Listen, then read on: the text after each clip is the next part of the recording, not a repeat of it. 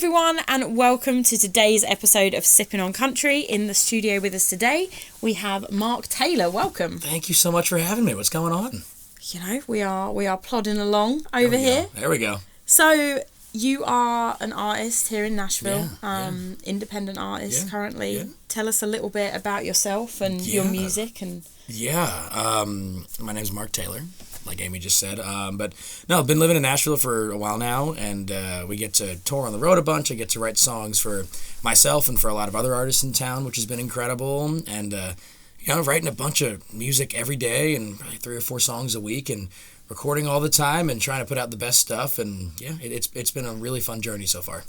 And you say about being on the road, it seems like you have been out a lot touring with your music recently. Yeah, it's been really fun. I mean, the last couple of years we've been out, opening shows and festivals for, John Party and Joe Nichols, and got Russell Dickerson and a bunch of really big folks, and just got to play a lot of really cool events with a bunch of people, and I feel very grateful. But yeah, we're doing about, I think it's 60,000 miles on the road this year, something like that. So we'll be everywhere from the UK, like we were just talking about, to Alaska, to everywhere. So it's insane. the ability to take your music and then travel overseas, that must be a really cool. It's crazy. It's kind of, and the big thing is that, let alone overseas, Alaska's a weird one for us. Alaska, we're doing this show, and it's, I don't know a soul in Alaska, but, we're just so excited to go up there, and it's Soldotna, Alaska. It's supposed to be this beautiful, I've never been to Alaska, so I'm super excited, but this really beautiful view over the Kenai River. We're playing this really cool venue up there, but yeah, and people don't realize Alaska's like really far away. Like I me just being a moron, like I'm looking at a map, I'm like, it's not that far away, and then I'm like, okay, the flight for me to go to Ireland is shorter than Alaska. Yeah. Like it's crazy to get back there, but I just can't wait for, so much travel this summer. We've done so many cool things this year already. We've done California twice already, Vegas, and a really great run of shows so far, and we're going to be busy the next couple months, I'll tell you that much. I love it. That's the dream, right? You come to Music City wanting to be an artist. The whole part of writing music and playing is to be able to get that out to everyone. Yeah. And there's a limit as to how much you can do when you're stuck in one place. So I love that you're able to get around. Yeah. Let's talk a little bit about the songwriting side. Yeah, of it. Absolutely. I think that's a huge thing when people come to town, that it's almost, it's not enough now to just be an artist. Right. You have to be the whole package, and a huge part of that in Nashville is being able to write and then going out and playing those songs at writers' rounds. Absolutely. Yeah, it's a weird thing when you say you're a songwriter. It's like you get in these rooms on Music Row for 4 hours 3 or 4 days a week, and you leave with something that wasn't there 3 hours ago, 4 hours ago, and it's a very weird feeling. But and sometimes it takes, I've had songs that have gotten recorded that have taken, over a year to write. And then like yesterday, we wrote a song in 25 minutes down on Music Row, and it was done. And I was like, what the heck just happened? Like, so it's a really crazy job, but you write 150 songs a year, and if you get a couple recorded, that's a pretty good year. Right. So the last couple of years have been wonderful, just getting cuts and, having some really cool opportunities with songs I've been writing, both for myself and for other artists. But it's just it's a wild ride all the time. And, you're right. It's a challenge because, I have to balance my writing career with my, artist career at the same time. And, pretty much when I'm in town, I'm here Monday through Thursday morning, and I'm writing 4 times. And then Thursday night, we'll go out on the road somewhere and come back Sunday morning. Right. So, you get one day off in between everything. But it's just a crazy, weird job. But then it takes you to some really cool places. I've gotten to play some just really, pinch yourself kind of rooms because of the songs I've written for other people or for myself. And, it's been really incredible getting to play like the Bluebird Cafe and Listening Room and all these really great venues in town. And, and then you get to do these writers' rounds outside of town too. And, a bunch of my friends with big hits will go out and play. And, it's really fun to kind of take the Nashville experience out of town as well sometimes. But it's a weird job, I'll tell you what. It's a very strange job. But sometimes your songs end up in movies and on the radio, and it's weird. It is, and there's no... I think one of the most interesting thing just with the music industry as a whole is a lot of other jobs, you can kind of set out a path of, if I want to get from A to B, I need to start here, I need to do this. And while there is somewhat of a formula with music, it's like what formula? Yeah, right. So with the songwriting, you say you write for yourself and for others. how often do you go into that writing room, you come out with a song and you're like, this is mine, like no one's recording this? I mean, it depends. I mean, of late, more than often, I would say. Okay. Just because we're getting ready to kind of go in and pick some more songs to go record. But I mean, honestly, I'm very fortunate in that a lot of my job is, okay, the artist's either in the room that we're writing for that day, or, you know, just some close friends of mine have record deals or whatever, so we can kind of sit there and, you know, and the general consensus a lot of the time in Nashville is like, if you're writing with friends, like, you write the best song in the room. If somebody goes and records it, great. But like, you know, I had 2 songs get cut in the last 2 years that were on the radio that, you know, ended up, we were writing it for somebody else that day, or the intention was not there, and all of a sudden the song found their way to that person.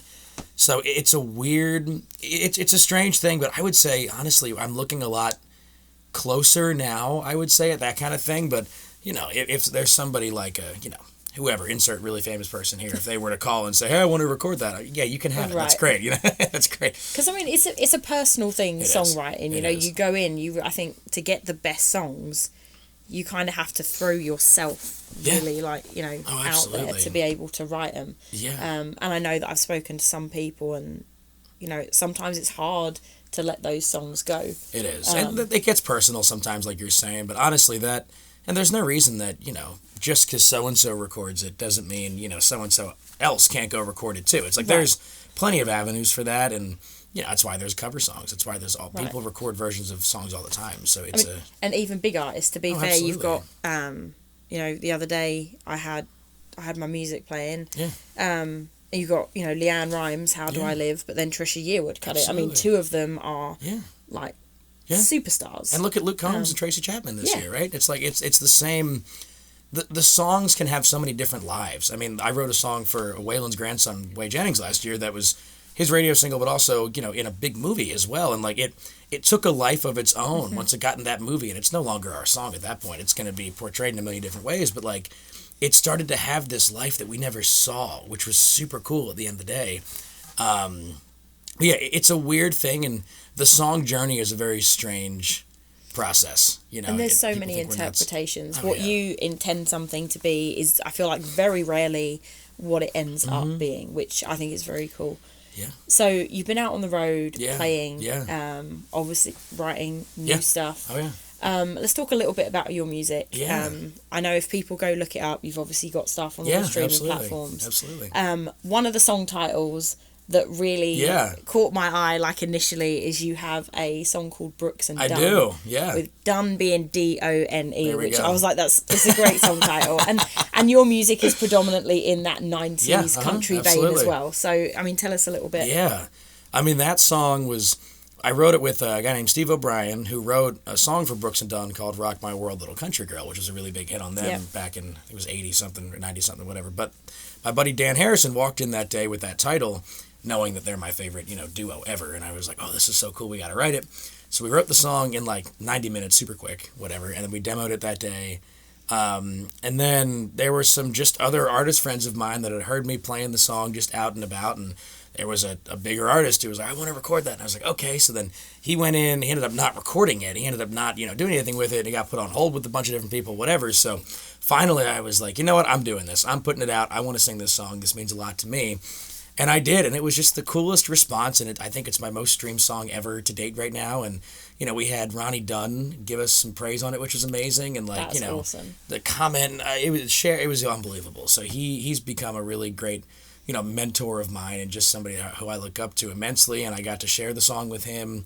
We still email back and forth. I mean, he's like one of my favorite people, but it was so cool because that song, you know, led me to, you know, talking with one of my heroes about a song that I wrote about his music. So it was incredible. That new acoustic version that's out now has been really incredible and doing some awesome things, but yeah, that's been really incredible. And, you know, just the last couple songs we've done, it's a new step in the game for me. It's been really cool, and we had this song "Remember the Party" go viral over in the UK and chart on iTunes, which was incredible over there. And I woke up like on a Friday, and I had like 100 texts. Oh my God, check your you know check your iTunes charts or whatever. And I'm like, what are you talking about? And finally, the UK one, it was like me, and you know, then it was Taylor Swift there as well, and then Cody Johnson there. I'm like, this is freaking awesome. But you know, it's cool. I mean, I love singing these songs live, but when they have the life of their own, like I was talking about, it just makes it so much more worthwhile.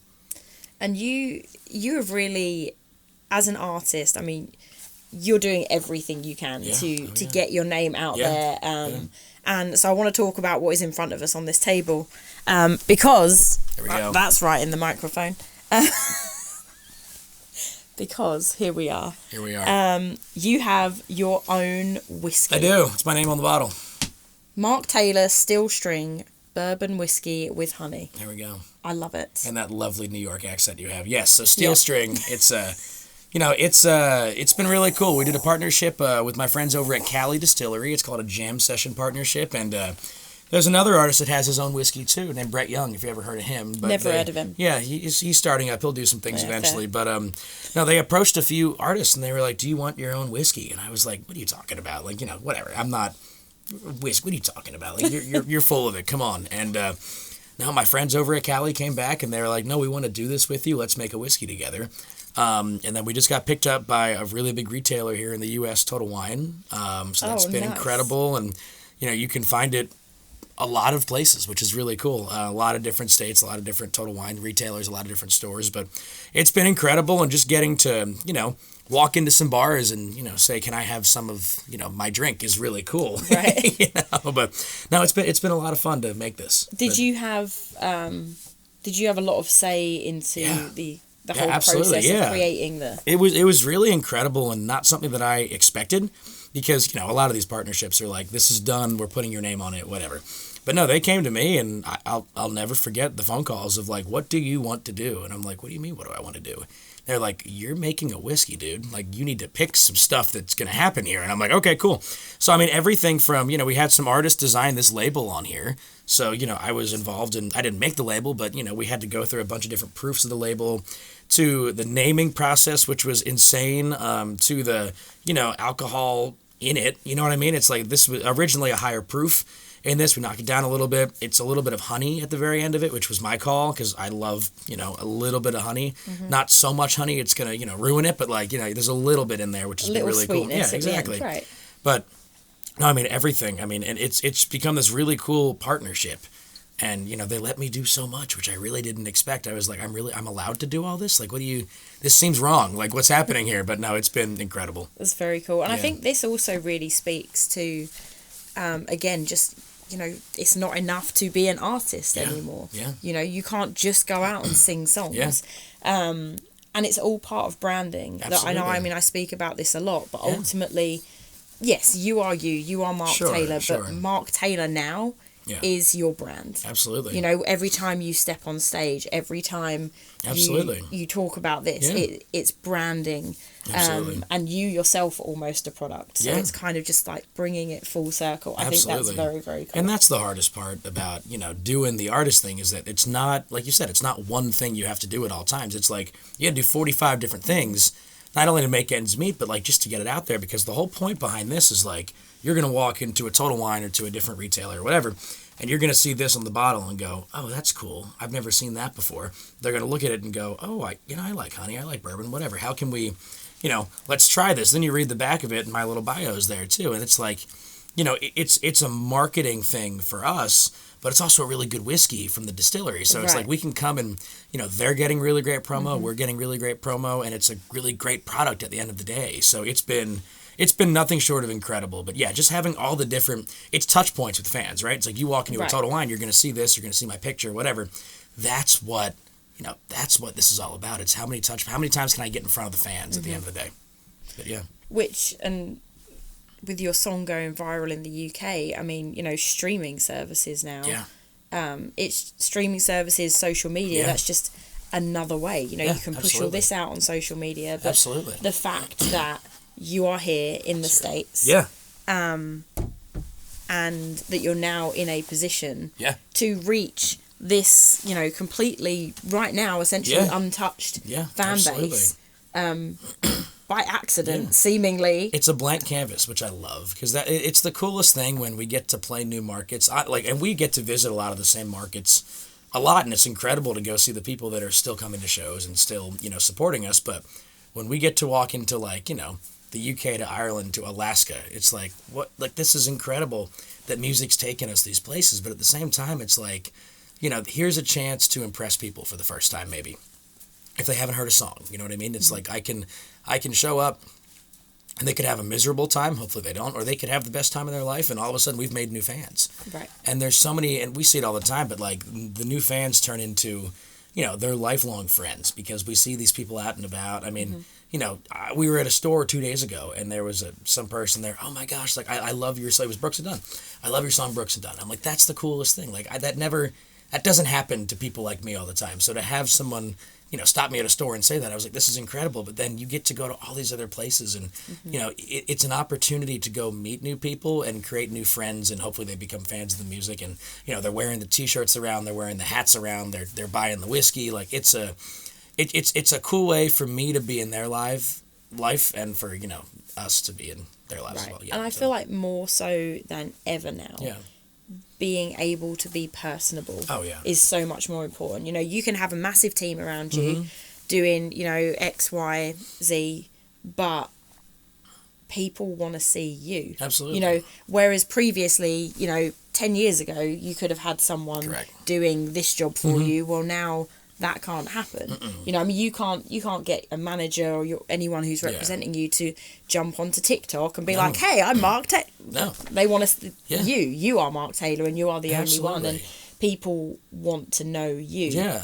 And they're craving connection. I mean, especially after COVID, it's like, and you see it all the time, but like my show, it's 90 minutes, and like I talk a lot in the show.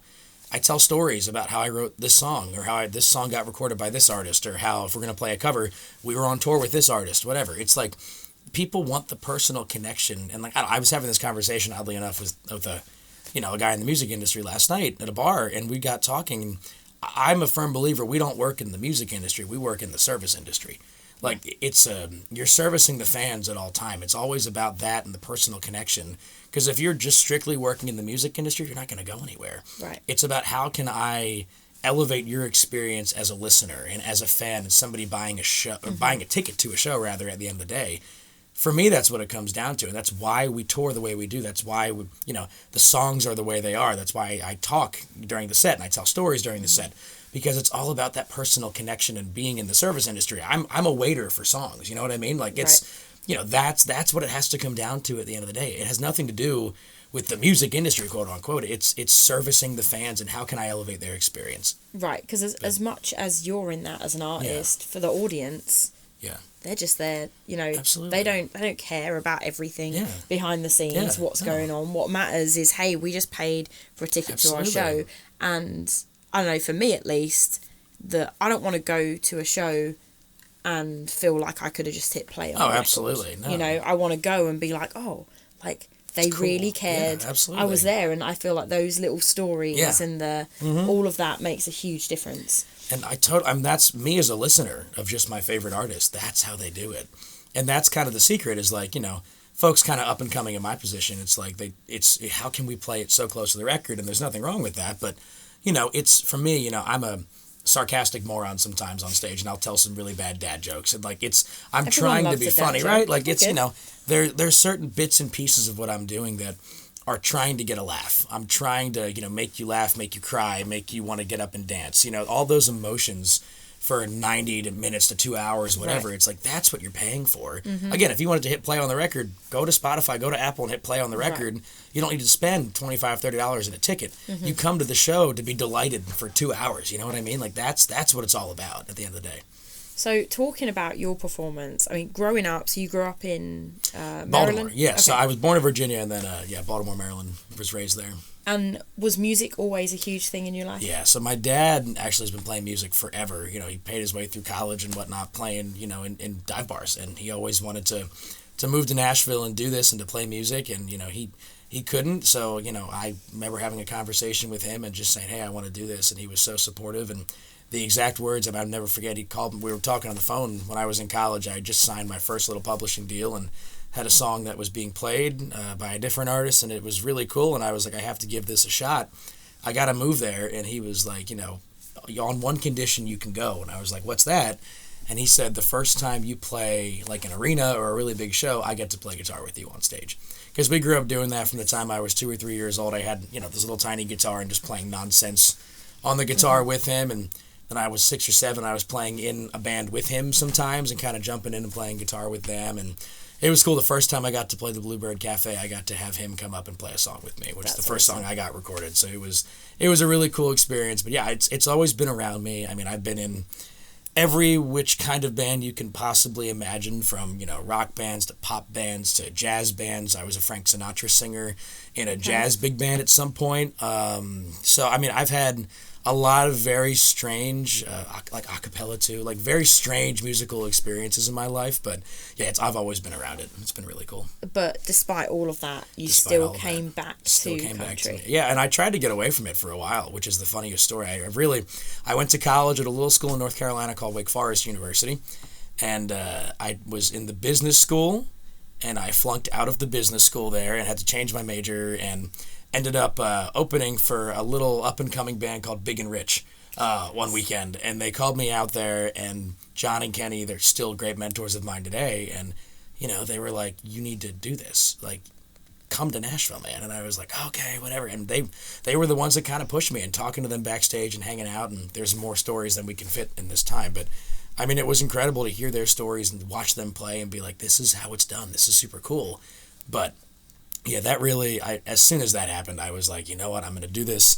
Then, I was writing for other people at that point, and I was like, we're going to give this a shot for a year, and that was several years ago, so I'm still here. And I was actually just going to say, what do you think your pivotal moment was for actually going, I'm going to do it? Yeah, I mean, it was that, and signing that little tiny publishing deal, and having that song recorded by Amy, and it just, it changed my life in a lot of ways, because I was going to go and just get a regular 9-to-5 after college, and whatever, and I got a very expensive piece of paper that said I could do that, and, I turned around and said, nope, I'm going to go sing songs for a job now, so.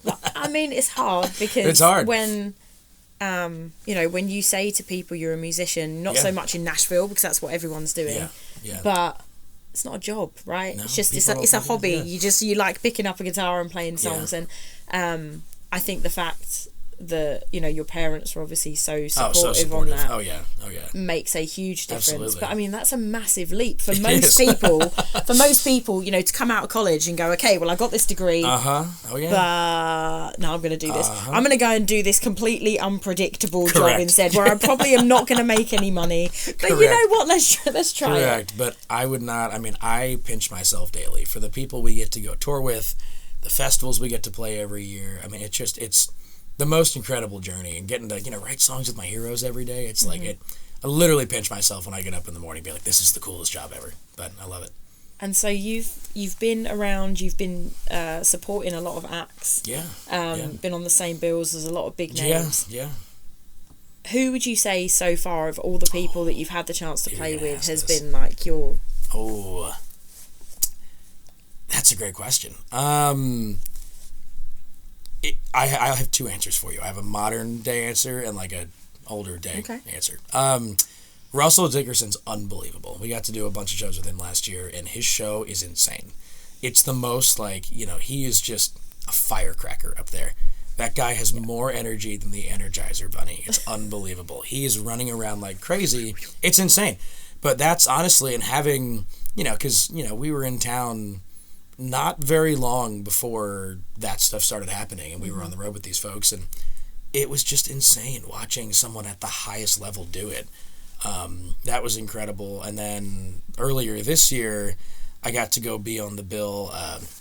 We were doing the St. Jude celebrity golf event out in California, and getting to play with, folks like, oh God, who was on that bill? It was Kansas and REO Speedwagon and all the guys from these bands, and Steely Dan, and who else? Kool and the Gang. Like those bands, and they had the guys from the bands come out, and just unbelievable. I mean, you talk to a guy like Kevin Cronin, who's the lead singer for REO Speedwagon.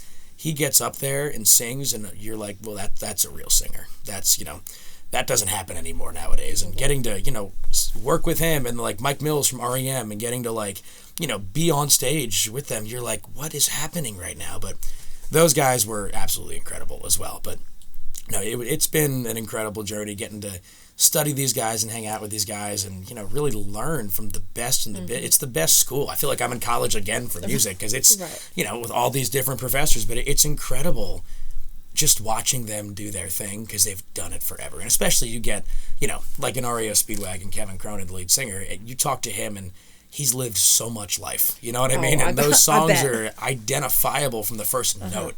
Right? It's like, how many artists do you know nowadays that the first note of the song hits and everyone starts cheering? Like, it doesn't happen anymore. So it's funny. It's something I say to people all the time whenever I get into like these music discussions is that, you know, we're kind of at the point where a lot of those, the solo artists, the bands, those artists, they're all getting to that age, right? Absolutely. And when I kind of sit back and think about artists that are around today, I'm like, how many of them have got that same longevity? I mean, I guess it's hard because, you know, did anyone... Well, no, Whitney Houston, you know, like I feel like she was just global superstar from day one. But people at that level, sometimes I struggle to see it as much nowadays. I mean... Well, and that's because it's, in my opinion, and not to get on my soapbox here, but like the whole social media in my generation, we're not focusing on the art as much. Right. You know, you talk to... Kevin sat down and was playing just stuff acoustic one night, you know, on stage, and those songs are just, it's a different breed. The melodies are better, the songs are better. It's like that. There's a reason why even in, you know, a Spotify and Apple Music generation, a band like REO Speedwagon or Kansas or REM, they're still streaming way more than most people are today, right? And those people that became fans of them in the 70s, 80s, 90s, they didn't have Spotify back then. Right. So all of them have now gravitated to a different platform, which speaks volumes to me, to their music, right? We got to hang with Don Felder backstage the one night from the Eagles. Nice. And just hearing those stories of like, this is how we did it back in the day. And then you hear, you know, Don play Hotel California and you're like, yeah, that's one of the best songs ever in all of music.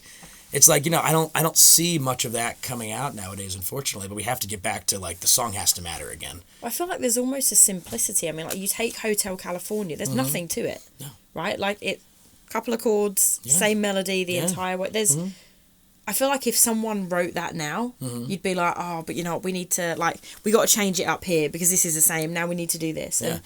And sometimes there's too much gets overthought. Way overthought. But you take Hotel California and a relatively simplistic melody. The chords are cool, but you turn into like these beautiful harmonies, beautiful instrumentation, beautiful guitar playing, beautiful drums. I mean, it's like that's the thing. Yeah. Right? It's like Speedwagon. It's like when you hear Kevin sing, you sit there and you're like, dang, like what is that's awesome. Like what I haven't been stopped in my tracks in a while. You know, but hearing people like Don and Kevin and Mike and all these folks play from their bands at this event, I was like, okay, I need to go do my homework a little bit because this is what real music is, and that's what we got to get back to as a genre. And that's awesome because I think that sort of thing, as an artist, I feel like it could go like one of two ways. Is you stand there and you see these people and you're like, holy crap. Yeah, like, absolutely. How am I ever going to reach this point? Or you go back from it and go, here's all this stuff I can learn. It was awesome. It's the best school on the planet. I mean, getting to work with those folks and getting to see them do their thing. I mean, and I don't know, I'm so grateful for that opportunity to go, you know, see them play and to get to hang with them and to get to play on the same bill as them and get to watch and learn. Because I'm still 24. It's like, I am not so foolish as to think I know everything or anything about the music industry whatsoever, but it's like, these folks do. It's like they've been in it for 50 years. They know what they're talking about. And they're still learning. Absolutely. You know? I mean, it's also the industry, the goalposts of what people want and what you need to do are changing daily. So even though, you know, they have been in it for 40 years, it is not the same industry as it was back then. Absolutely. You know, they're still having to, you know, even like revamping live shows because... Absolutely. Rather than standing there and playing, that's not enough anymore. No. You know, you need a light show, you need your video. Like, it's people get bored. I hate to say it. It's like, and we adjust all the time. It's like we have songs that, you know, stream really well that we'll take on the road, and a certain crowd might be like, eh. And then we have songs that kill it on the road that I'm like, why does this not stream better? Right. So you're constantly changing out the set, its lighting, its sound, its, you know, what guitar parts coming in here. How do we do harmonies differently? Are there cool points in the song where we can like stop and do something cool? You know what I mean? So it's like, how do we constantly change everything to keep people interested the whole time. It's a weird game. Right. And once you figure it out, it's going to change. It's going to change again. So you're just you're trying to you're keep also up the whole time. constantly playing to different audiences. Absolutely. So, you know, something that might work in Nashville is not necessarily going to work in California. Absolutely, yeah. And, you know, everywhere in between. Yeah. It's a really tough. It is a very tough. Say there is no formula. There's no line to follow. If you figure it out, let me know, because I'll follow it and I'll write a book we'll write a book together on it. Let's do it. Yeah. So, outside the people you haven't toured with, that if someone called you up today and was like, "Hey, you can go on tour with any band, any artist you want to." Oh my gosh! First would be the Eagles. I would absolutely, I would give one of my kidneys to go on tour with the Eagles. Original lineup, Eagles. Yes, I mean I'll take any variation. Vince is doing great right now in the band, but them, Garth and George would be up there too. Just really, just the people that I look up to daily as like, y'all did it the way I want to. I want to follow in your footsteps. I would say that's my Mount Rushmore.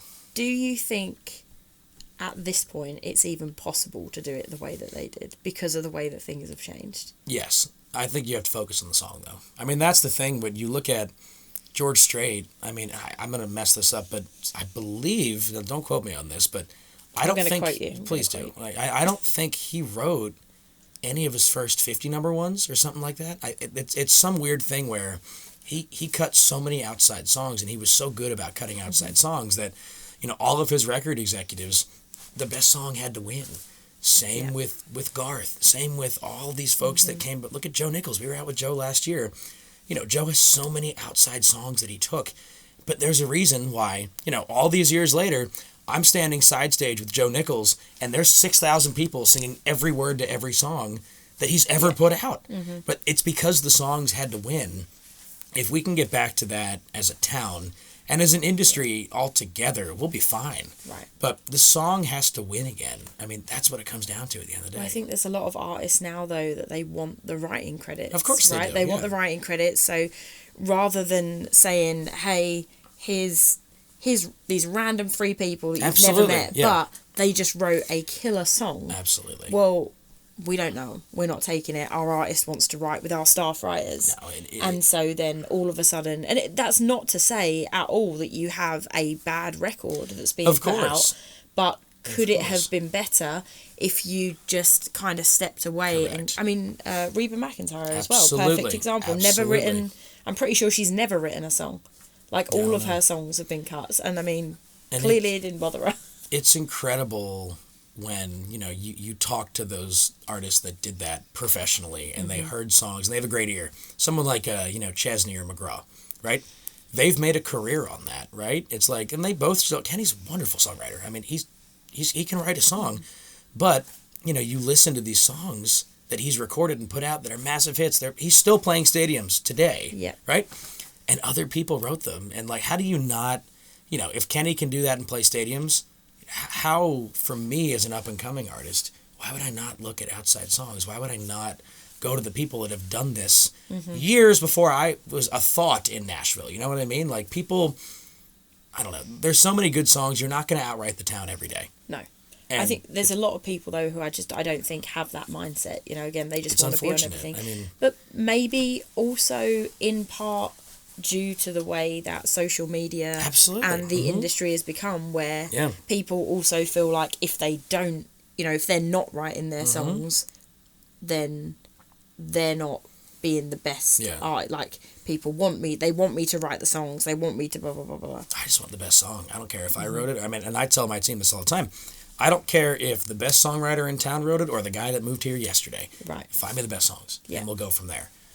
But no, that it needs to happen more, and we're finally getting, I feel like, a little bit back to the point of like, we're getting to the best song area now, and the records are getting better, but there was a long time there with, certain artists who I will not name that, just wouldn't take, outside songs, and it drove me nuts, because I'm like, there's so many good songs in this town. Right. There's so many good songwriters in this town. Why are we not listening to what so-and-so's doing 2 doors down from you? Because it's probably better than what I'm going to do. You know what I mean? Like, it's... And also, then you end up in the boat of all those songwriters. Like, eventually people are then... it's not going to be sustainable for them to continually write and be like, well, now we can't get in because, you know, Warner Chappell have got their staff writers and I'm not one of them. So now I'm never going to get a cut with one of their artists. Or it's politics. It's all 100%. Politics all the time. And it's hard. I mean, getting outside cuts right now, if you get an outside cut, pat yourself in the back because it is like the hardest thing to do in Nashville right now. That and pay rent for most people. It's like the one and two trying to get outside songs cut and pay rent. But no, it's crazy. I mean, just yesterday, you know, we were pitching songs to an artist and, you know, I doubt we get an email response. You know what I mean? Because there's so many people are sending in songs and, you know, if a record, unless your name's Morgan Wallen, you're going to cut, you know, 8,000. Yeah, he's Morgan Whalen. He threw something off a balcony. I don't know. But, you know, unless you're going to go cut 36 songs on a record, like there's probably 12 or 13 spots on an album. Yeah. The artist might get half. So you're fighting for 6 songs. And how many staff songwriters are there in this town that have great songs that are outwriting me every day and outwriting everybody else every day? You know what I mean? There's how many songs are created on Music Row every day? And, you know, they never see the light of day. Right? It's crazy. It's crazy. But, you know, it's getting outside cuts right now is insane. And if you figure out how to do that too, put it in the book and I'll read it. But once, all right, I'm on it. Good. I think once you get that one as well, when you get your foot in the door. Absolutely. And honestly, like the first time I had a song recorded, it didn't even chart, but it was like, you know, it opened up the door to so many more opportunities.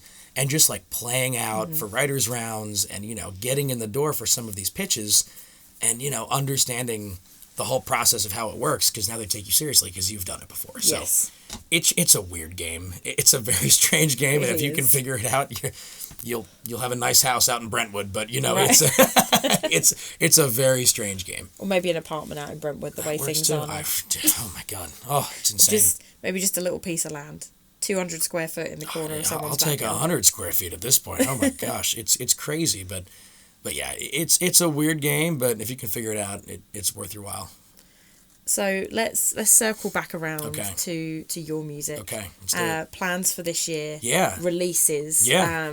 You know, I know you already mentioned about the UK. Yeah. That you're hoping to get over there. I'm hoping to. Yeah, we're working on it right now. I will say, I know I'm from New York, but I have some experience of the UK. Do you? Some? Just a little bit? Just a little. I was about to do a New York accent. That was going to go really bad. But it is, in the past few years, country music has been one of the fastest growing genres. Yeah, that's amazing. Now, I will say, I think it's still not it's nowhere near as big as it is over here. I think, you know, it's very much an American music. Yeah. But with that being said, fans in the UK are incredibly loyal. I mean, if you can get over there and you can play some venues, you will have somewhere to go back whenever you do, which is awesome. Yeah. That's one thing I love about the audience over there. They're also very attentive. So when you do get over there, people are going to sit and they're going to listen very quietly. I love it. Just patient. I love it. And then... There we go. See? There we go. I'll take it. There we go. Will. Little golf clap. It's great. That's it. It's great. That's it. They can get rowdy, okay. but if you're in an acoustic venue, that's great. I know I've spoken to a lot of people who've been like, it's really weird, right? Like, because you do a quiet venue in America and everyone's just talking to each other. Absolutely. Oh my gosh. But no, I mean, plans for this year, it's going to be a crazy, like I said, we have 30,000 miles more of touring to do this year. I think 25 of them are in August. But no, we're going to be, like I said, in Alaska this year. We're doing a whole tour just around, we're doing circles around the country at this point. And then I'll be in Ireland later this year, hopefully the UK later this year, but all over the place. And we're going to do some stuff during CMA Fest this year, which is going to be great. So nice. Some TV opportunities, some big shows we're going to do inside the Hard Rock Cafe on Broadway during CMA Fest, which is going to be insane. Very cool. What else we got going on? We're doing an autograph signing during CMA Fest, which is going to be incredible.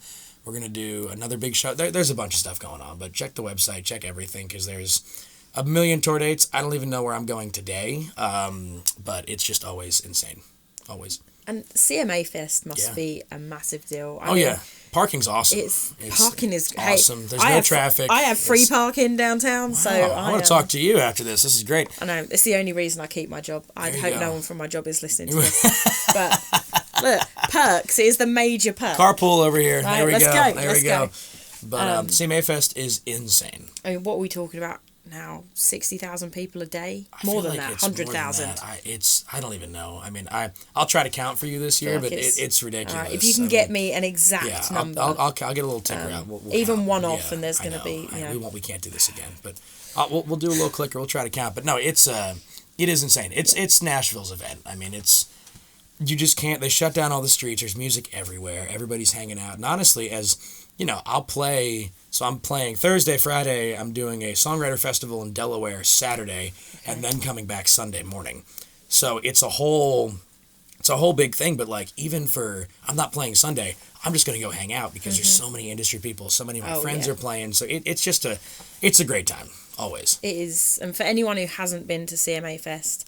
I mean, it really is insane. And the last few years, I mean, since COVID, I noticed that they cancelled in 2020, but when they came back out, the next year for CMA Fest, there were extra stages. It was crazy. I mean, they just, they went They're always adding. It's crazy. And the whole lineup is incredible this year. They got some really cool country, also some not country acts this year, which I'm really excited about too. But I was actually looking at the lineup the other day. You got Lynyrd Skynyrd playing. Isn't that crazy? The stadium this year. It's insane. Yeah. It's so cool. And the CMA does a great job with it every year. It's just it is insane. Yeah. Don't expect to move in Nashville. Right. Don't try to drive anywhere. Shuffle down Broadway. The bird scooters are out. They better not be.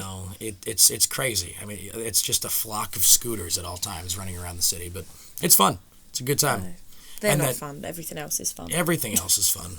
I almost got hit by one the other day. Oh, guy came flying down. It would have been a hell of a story, I'll tell you what. But this guy was doing Mach 6 on a damn scooter. Went to turn the corner like that, and I'm walking. He almost took me out. Man, but those things they're unhinged. Yeah, they are unhinged. Oof. But as crazy as CMA is, what an incredible way to get your music out. Right? Isn't it awesome? Because I mean, you're talking about tens of thousands of people that are not in Nashville, would never ordinarily cross your path, and all of a sudden you have this platform to push it all out. And doing signings must be cool. So there's one thing to go up and perform, right? People hear music, they want to come over. Yeah. But when you have those people that want to stand in line just to say hi and get an autograph, I feel like that must be, in a way, maybe even better than getting on stage. It's the most gratifying thing, and it's like. And my girlfriend will sit there and roll her eyes the whole time. But it's it's the most fun thing because I get to talk to people on a different level with that, right? It's like when we're performing and even after a show, it's like I'm so, I still got my wireless packs on. I'm running around like crazy. There's always stuff going on and they're trying to pull me in 15 different directions. Yeah.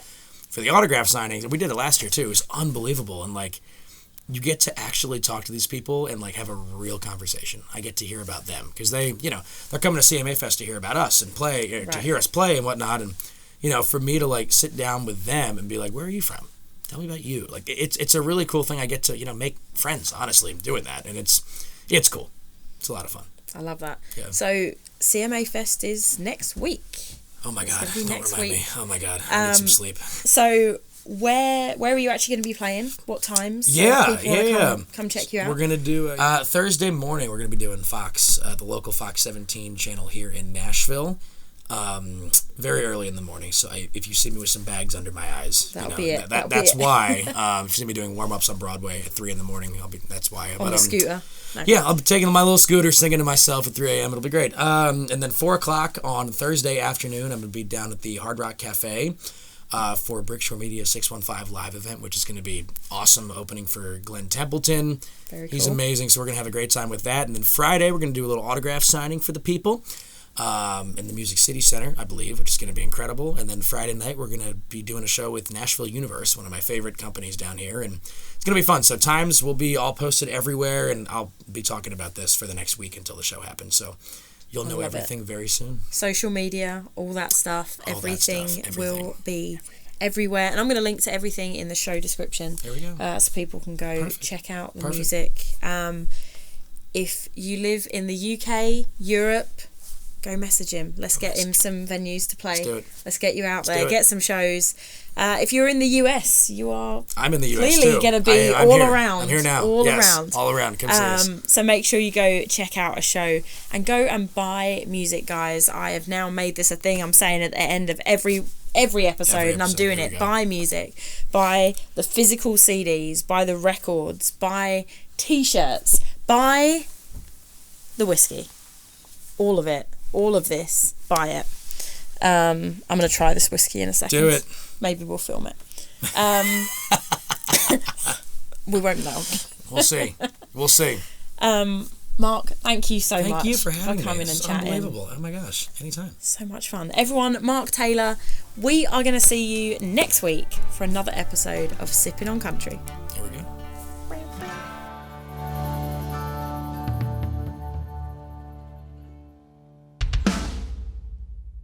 Recorded at 2300 Studios in Nashville, Tennessee.